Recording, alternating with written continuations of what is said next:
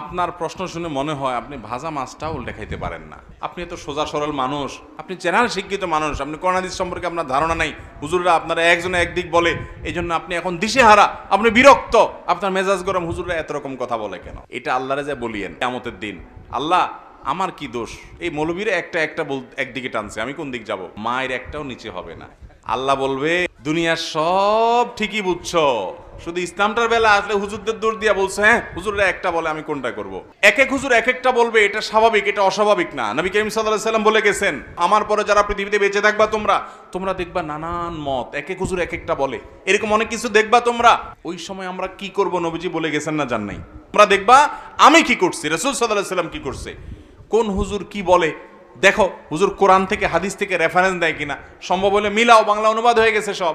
এরপরে তুমি সেটা অনুযায়ী আমল করো, যদি আল্লাহ না করুক ভুলও হয় তোমার, তাও আল্লাহ মাফ করে দিবেন। কিন্তু হুজুরের দোষ দিয়ে